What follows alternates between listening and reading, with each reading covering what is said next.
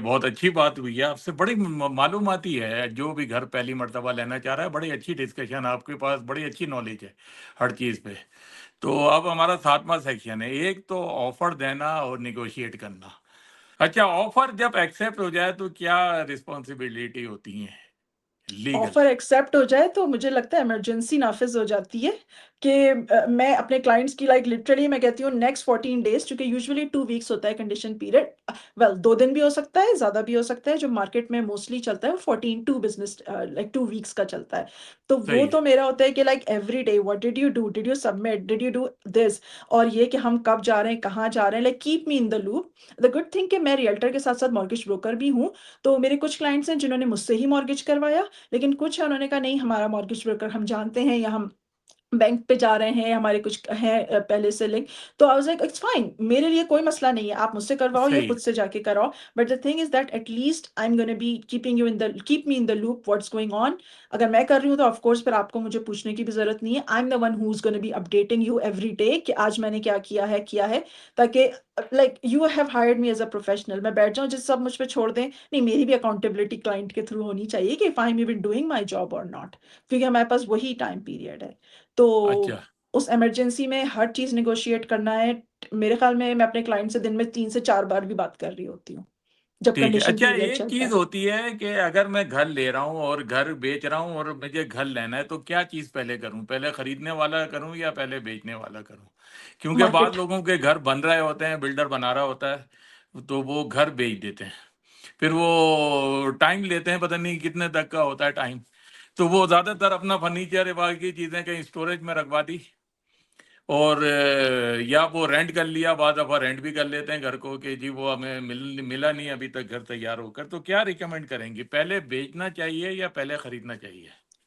Market decide करेगी आरिफ भाई कि आपने पहले बेचना है या खरीदना है। अगर मार्केट जैसे स्टॉक बायर्स मार्केट है, अब बहुत से लोगों की कंडीशन होती है कि ये घर बिकेगा, इससे पैसे निकलेंगे तो अगले घर में जाएंगे, राइट। सही है। अगर आपकी ये वाली मॉर्गेज की सिचुएशन है तो ये दैट मीन्स हर एक की यही होती है ज़्यादातर की, कि कुछ, यहीं से हाँ, मैं पैसे लेके उसका डाउन भी दूंगा, मैं ये भी करूंगा, तो वो पहले बेचने का ही होता है हमेशा। एग्जैक्टली। और कुछ लोगों का होता है, अगेन मैं लूंगी नहीं वो वर्ड स्टार्टर होम कि वो हाँ, स्टार्टर होम को अगर रेंट पे भी डालना चाहते हैं, they are looking into like expanding their portfolio, तो वो उसको नहीं सेल करना चाह रहे होते हैं।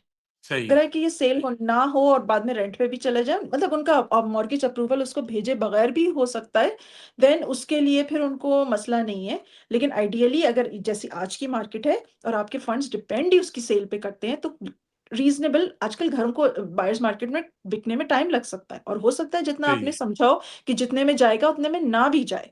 तो सही दैट है। मीन्स इन सारी चीजों के लिए फिर ये थोड़ा सा प्रोसेस पहले करें। पीस ऑफ माइंड तो हो चुका होगा ना।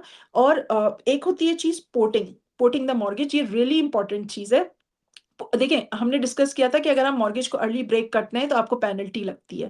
व्हाट इफ सही अभी है। आपका 5 साल की टर्म है और 5 साल से पहले पहले आप अपग्रेड कर रहे हैं, तो अब अगर आप इस मॉर्गेज को तोड़ेंगे तो आप पे पेनल्टी लग जाएगी। लेकिन बैंक के पास एक ऑप्शन होता है पोर्टिंग। पोर्टिंग मतलब आपका मॉर्गेज इस प्रॉपर्टी से उठ के दूसरी प्रॉपर्टी पे जा रहा है। ठीक है, तो इन बिल्कुल। दैट केस अगर आप जल्दी भी मॉर्गेज खत्म कर रहे हैं तो इट्स नो प्रॉब्लम। तो आपने अपने बैंक से पूछना होगा कि मेरे पास कितना टाइम है कि मैं दूसरा घर पे वो ट्रांसफर हो, लाइक पोर्टिंग का ऑप्शन पूछें। ठीक तो है। अगर वो पोर्टिंग का ऑप्शन दे रहे हैं तो दैट मीन्स वही रेट्स आपके वहां से वहां जा रहे हैं। तो जो दिन वो कह रहा है बैंक, मतलब उतने टाइम पहले आप रेडी हो इस ट्रांजैक्शन के ठीक है, लिए। तो यानी उसके हिसाब से सारा आप देख कर अपना कंसिडर कर लें जो भी कुछ कर सकते हैं। जी। तो ये हमारा 8 सेक्शन भी कंप्लीट हुआ। अब हम जाते हैं सेक्शन नंबर 9 पर, लीगल क्लोजिंग। और जो पोजीशन इसमें होती है कि आपने ले लिया, अब क्या होगा, लीगल फी और उसके अलावा बाकी एक्सपेंडिचर कितने हो सकते हैं? अगेन आपने जो घर खरीद 1.5%, लिया, उसका डाउन डाल दिया, उसकी पेमेंट कर दी, सब कर दी, अब कितने पैसे रखें आखिर में आखिर क्लोजिंग में करने पर? रिमेंबर मैंने हमने इनिशियली किया था कि बैंक देखना चाहता है 1.5% ऑफ योर होम वैल्यू।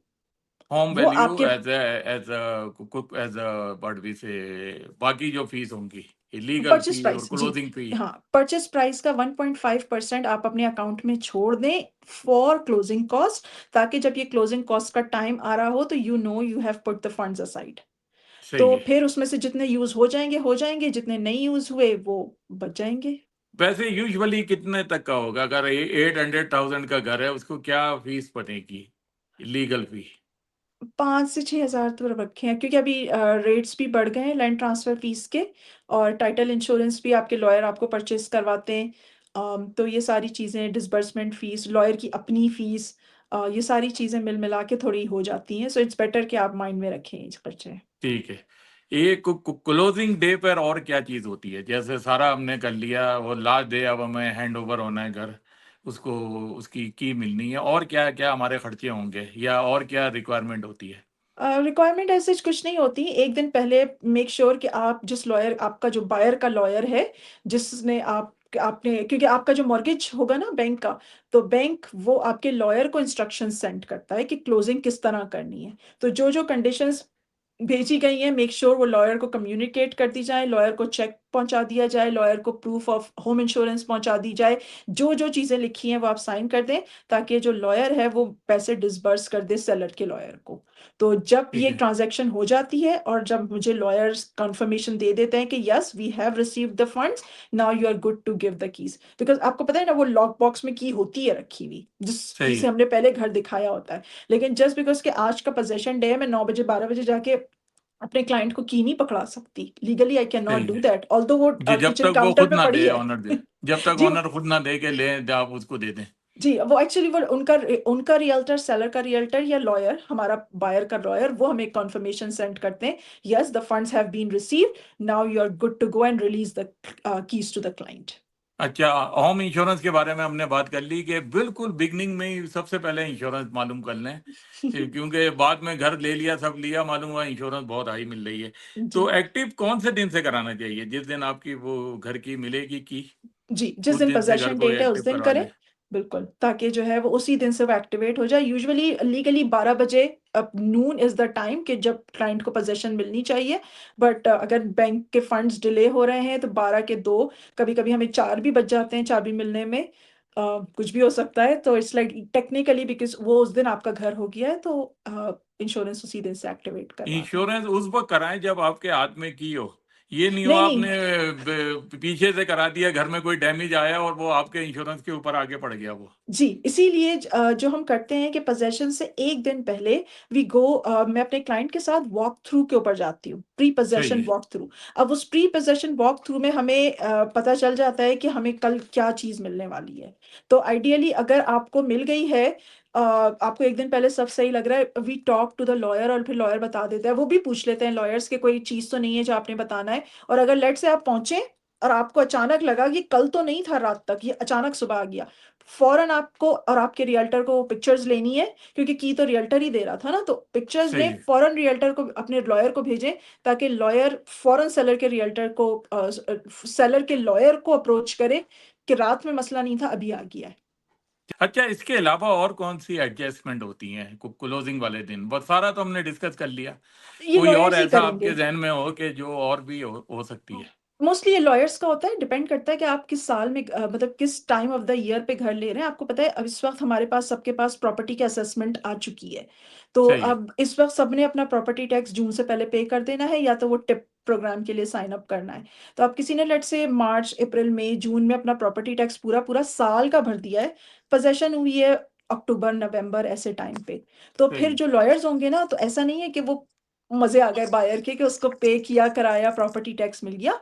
तो ये लॉयर्स एडजस्टमेंट करेंगे कि ये बंदा पहले दे चुका था इतना, तो अब अगर वो 10 महीने रहा है, अक्टूबर तक निकला है, तो 10 महीने का वो रिस्पॉन्सिबल है, 2 महीने का अब ये नया बायर रिस्पॉन्सिबल है। तो ये हाँ। सारी एडजस्टमेंट्स जो होंगी ना, even home owner association fees हो गई, इस जी तरह हो की ये जी। सारी चीजें, तो ये लॉयर्स को फिर हम रियल्टर्स अपडेट देते हैं, एंड इट्स फिर वो पार्ट ऑफ डिवाइड माई। करते हैं कि एग्जैक्टली, उतने इतने मंथ वो रहा है तो इतना उसको है, वो बाकी जो नया वाला है वो उसका। एग्जैक्टली, ये सारी चीज़ें तो एज अ रियल्टर मेरी जॉब होती है कि जब मेरी एक डील फाइनल हो जाती है, तो पोजेशन से पहले मैं सारी चीज़ें अपने जो बायर का लॉयर है उसको सेंड करती हूँ कि ये चीज़ें हैं, प्लीज़ मेक श्योर कि ये, ऑल्दो लॉयर्स को अंदाज़ा होता है बट दे स्टिल, लाइक एक और बहुत इंपॉर्टेंट चीज़ है जो हमने नहीं डिस्कस करी है यहाँ पे, और मैं कर दूँ, रियल प्रॉपर्टी रिपोर्ट, RPR।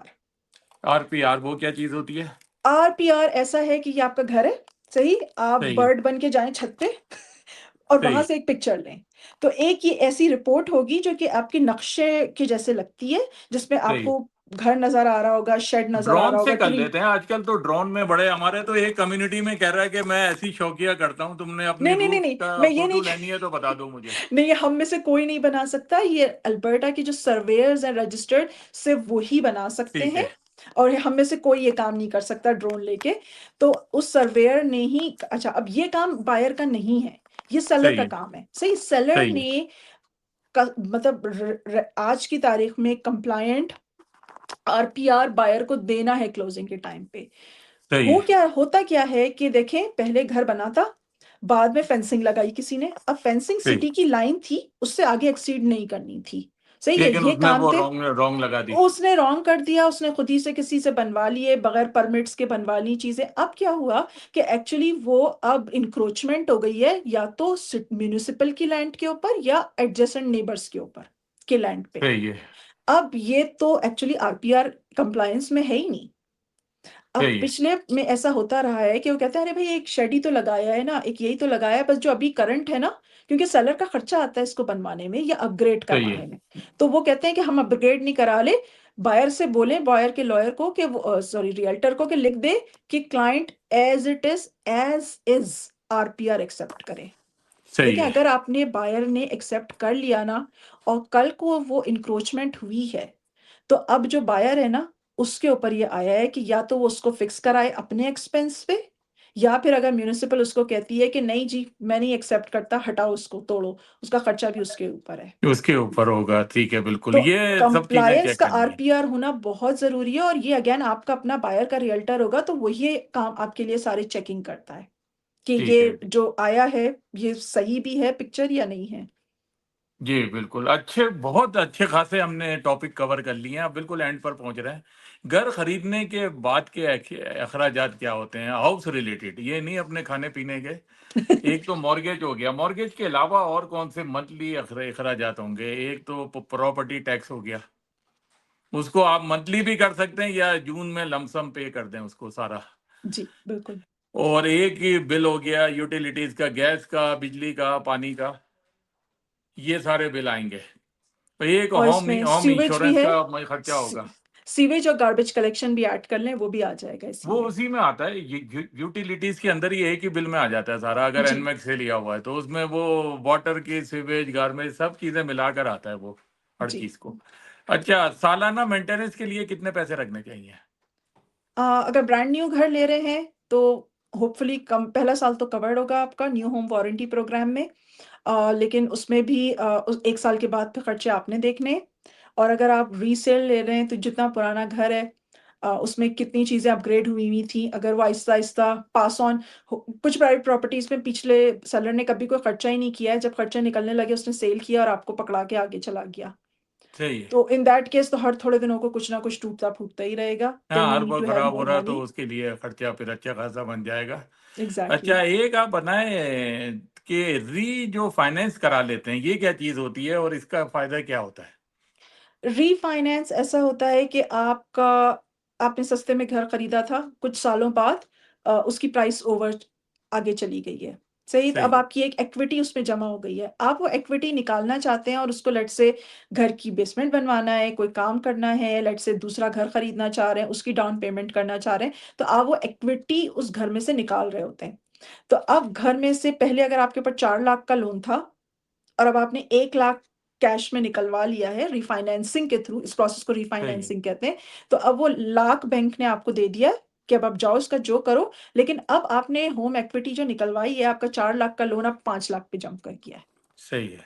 तो आपका यस, आपके करंट होम के ऊपर जो रिफाइनेंस हुआ है उसकी, उसका मॉर्गेज थोड़ा बढ़ जाएगा, लेकिन आपका कुछ कैश फ्री हो गया है जिससे आप कुछ और काम कर सकते हैं। यानी आपको पैसे मिल जाएंगे, वो महंगी हो गई मार्केट में, जितने का लिया था उससे वो घर महंगा हो गया। या तो इसका मतलब ये नहीं है कि वो पैसा फ्री में मिला है आपको, बैंक फ्री में कुछ भी नहीं देता, वो चाहे वो लोन है आपका सारा, पैसा वो आपने उसको वापस देना है। जी, जो वो देना है, बस आपका मॉर्गेज ऊपर चला गया, बट अब आपको वो समझे 1 लाख कैश जमा नहीं करना पड़ा, आपने वो विड्रॉ करा लिया। वहीं सो से ले लिया। या एग्जैक्टली, आपका मॉर्गेज पेमेंट अगर थोड़ी सी 200, 250, 300 ऊपर चली गई, यू डोंट माइंड दैट, लेकिन एक लमसम अमाउंट से आप बहुत से दूसरे काम कर सकते हैं। अच्छा, अगर किसी ने घर को लिया हुआ है, वो दूसरा ले रहा है, पुराने घर को वो इन्वेस्टमेंट के तौर पे यूज करना चाह रहा है, एयरबीएनबी या रेंट कर दे, तो इसके लिए आप लोग किसको कांटेक्ट किया जाए? मुझको आई आपको एम अ कांटेक्ट प्रॉपर्टी किया? Manager as well. अच्छा, जैसे मैंने आपको बताया ना 4 लाइसेंसेस हैं रेज़िडेंशियल, कमर्शियल और ये सारे लाइसेंसेस, तो मेरे पास प्रॉपर्टी मैनेजमेंट का भी लाइसेंस है। That means I can take care of your property.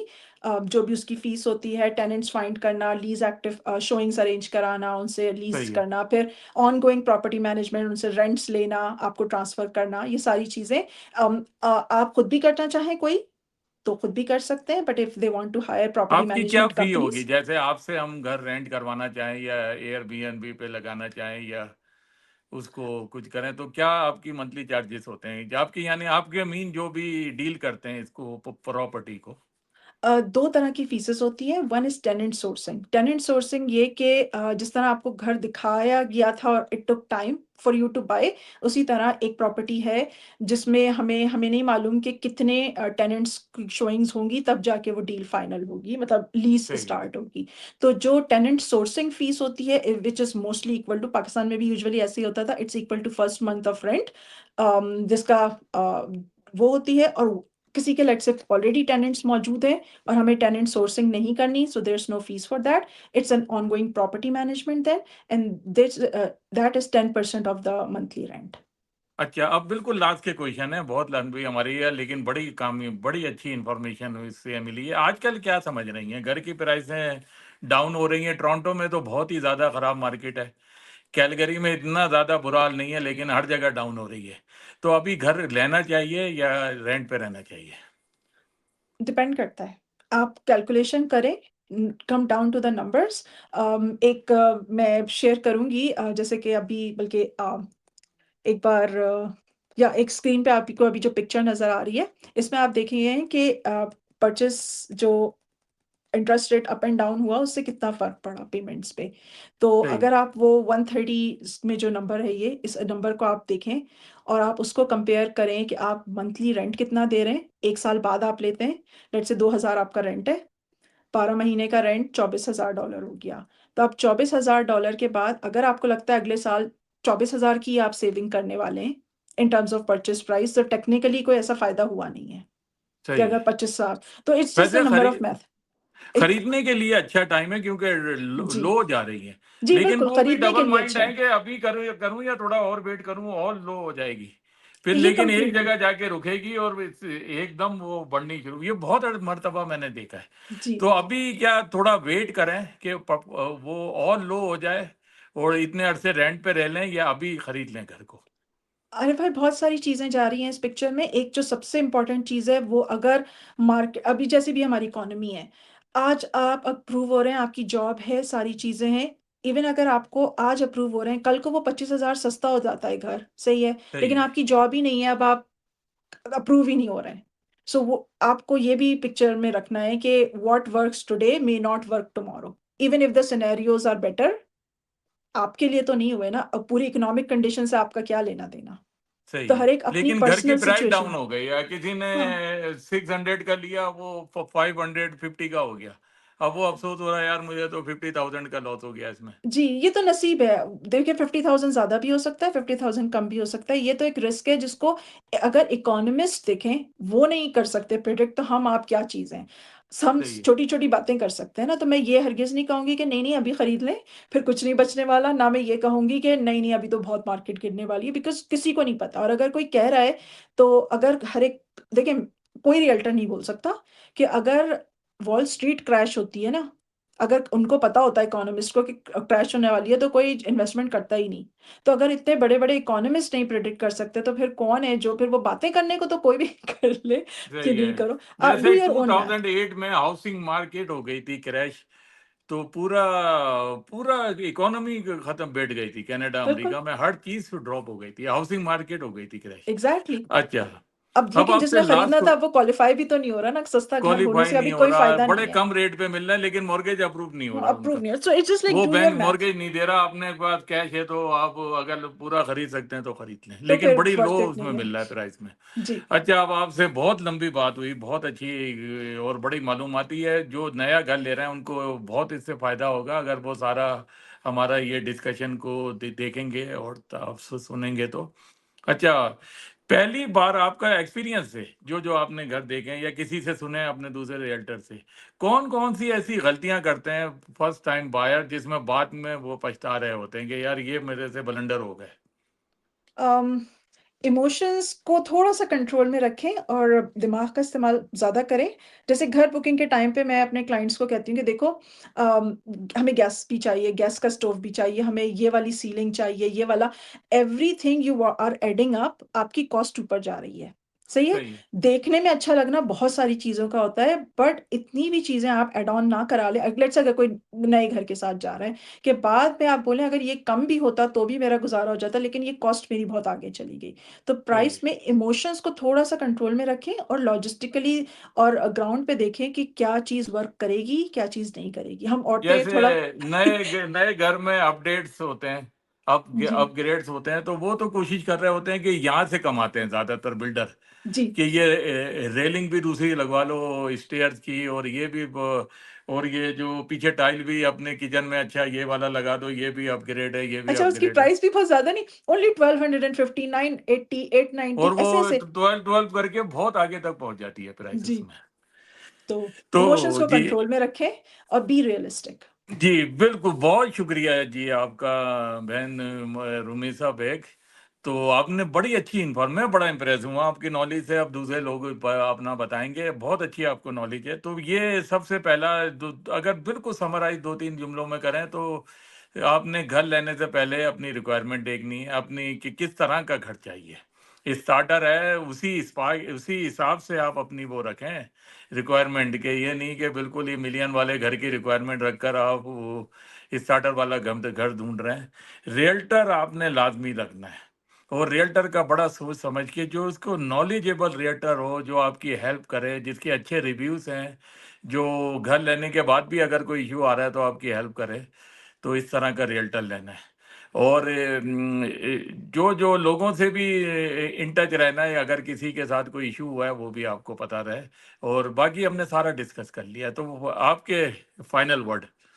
मेरे फाइनल वर्ड्स ये हैं, देखिए आपकी सबसे बड़ी ज़िंदगी की फाइनेंशियल इन्वेस्टमेंट है। बहुत सोच समझ के करें और प्लीज़ मैं अपनी कम्युनिटी से रिक्वेस्ट करूँगी, बी रियलिस्टिक और दूसरों को इम्प्रेस करने के लिए मत खरीदें कोई चीज़। आपकी जो ज़रूरत है, आप वो लें। अगर आपकी ठीक है, नीड्स मीट हो रही हैं, तो गो फॉर इट। अगर कोई ऐसे लोग हैं जो आपकी ज़िंदगी में आपको देखिए घर में आपके दावत के लिए कोई 1 बार आएगा, हो व हाउस व वेलकम पार्टी पे कोई 1 से 2 बार आ जाएगा। भुगतना आपने है। तो ठीक प्लीज़ है, उस चीज़ को लीजिए जो आप अफ़ोर्ड कर सकते हैं, जो घर आप ले रहे हैं उसकी छत के नीचे आप सुकून और खुशी से रहें। ना कि ये आप ऐसी चीज़ ले लें जो वैसे तो बड़ा अच्छा डिसीज़न दूसरों को लग रहा हो बट आपकी ज़िंदगी उस घर में मुसीबत बनी हुई हो। डोंट बी हाउस ठीक है, पुअर और और घर खुशियों के लिए लिया जाता है। I am here to support you as much as I can in my capacity in my professional capacity. किसी को कोई क्वेश्चन हो ऑल्दो इस वीडियो में ऑलमोस्ट 2 आवर्स के क्लोज़ ये वीडियो है। कोई चीज़ अगर रह गई है जो नहीं कवर हो पाई या आपका अपना पर्सनल सिनेरियो है, please send me a DM. I can book a meeting और एंड वी इसी विल में गो ओवर। कमेंट भी कर दें नीचे, ताकि सबको, आपको भी डीएम करें और नीचे कमेंट में जी, लिख दें, बिल्कुल, डीएम ताकि करना सबको चाहें नए क्वेश्चन भी पता लग जाए। एग्ज़ैक्टली और मेरे पेज को फ़ेसबुक और इंस्टाग्राम पे ज़रूर फ़ॉलो करें क्योंकि कभी इसमें ऐसा हम होता है लिंक कि भी डाल देंगे आपके पेज जी, जी, के, ताकि बिल्कुल। लोगों को पता क्योंकि रहे। कभी-कभार ऐसा होता है कोई क्वेश्चन मुझे अगर अच्छा डीएम में रिसीव होता है या कोई मैं फ़ौरन उस पे कंटेंट क्रिएट करने की कोशिश करती हूँ ताकि लोगों को पहुँचे वो सवाल। जी तो इफ यू बिल्कुल। फॉलो मी तो इंशाल्लाह आपको सही इन्फॉर्मेशन मिलती रहेगी and good luck with everyone's first house. जी, बहुत बहुत शुक्रिया जी।